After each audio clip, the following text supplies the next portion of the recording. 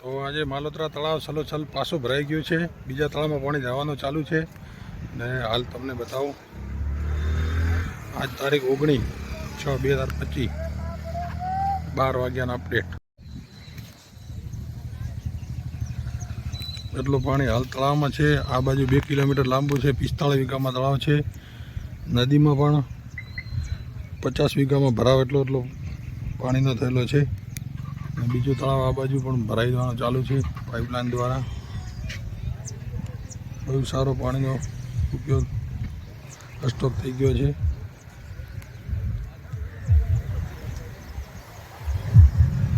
45 વીઘાનું તળાવ છે। ઊંડું પણ ખૂબ છે। એવું ને એવું નદીમાં પણ ફૂલ પાણી ભરેલું છે। આ નદીમાં પાણીનો ભરાવ થઈ ગયો છે।